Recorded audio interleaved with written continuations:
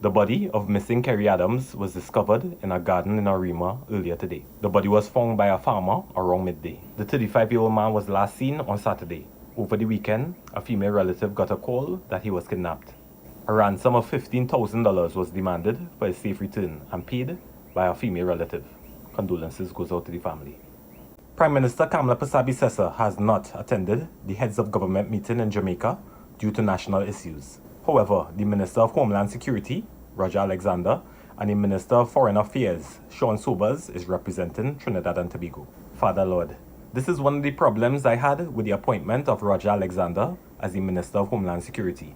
And just the fact that we have to send the remedial minister to represent Trinidad and Tobago amongst the region's best and brightest is very scary. The only thing he could do now is just stay quiet, look strong, and hopefully he doesn't make Trinidad and Tobago look foolish. Y'all go let me know what y'all think about this story.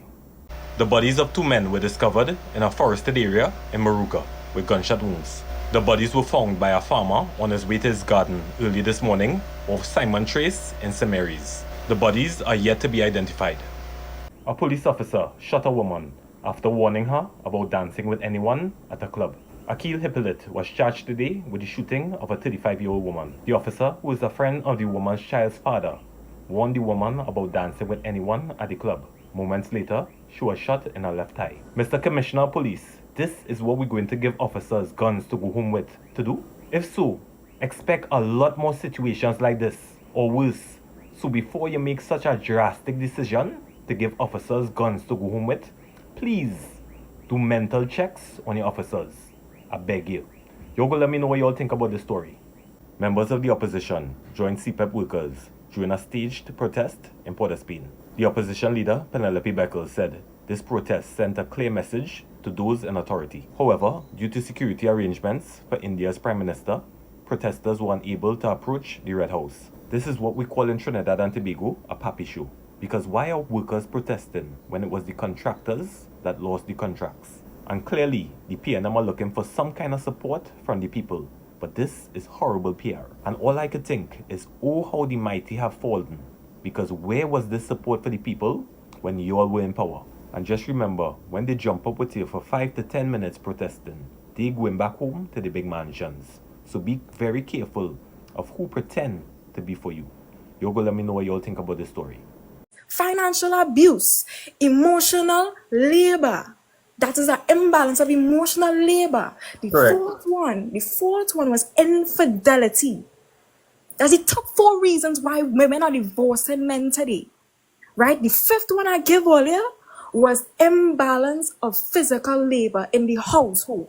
And the 6th one, if you want 6, is irreconcilable differences. That's the last on the list. Well, right, so let me let Lord Jedi speak, and then we bring back in Viper again. Hold on, wait. Let me get us real clear when we're talking about feminism here. Feminism has brought us the ability to be able to learn in schools. Feminism has brought us to be able to get our work. Feminism has been able to get us land, housing, etc. Feminism has benefited society and will forever benefit society. Give us a little bit of chance to catch up. We will catch up eventually, right? What men, we kill women. You know, I mean, we take things to a level that women don't do. So yeah, I can understand that fear that they have, and we as men should appreciate that point. No, they kill me rape as well. Yeah, why women believe these things and why they would act a certain way, why they wouldn't be comfortable giving her a number, going in a car at night. So another point to that, and it's not to deflect away from men. What they do is that people don't tell us. You mentioned a chance, or it's the internet, right? People hide behind masks, hide behind profiles and stuff. People don't tell us the evil that they do.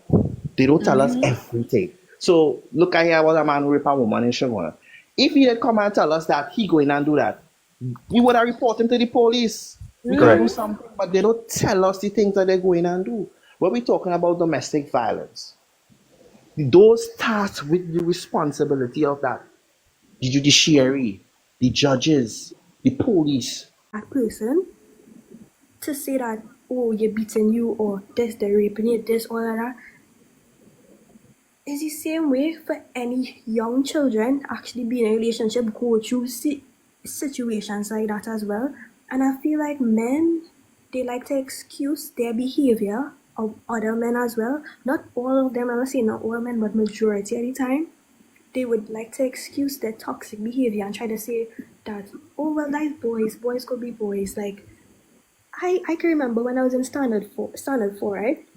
I am sitting in the front of the class. It had a group of boys who would sit behind me constantly throughout the whole term. They would kick behind my chair and like come behind me in a this way, like joking, they like they in this kind of sexual way, right? And then I would complain to my teacher about it, who was a male, older male, and he would be like, it's just boys, we'll take it on, we'll take it on.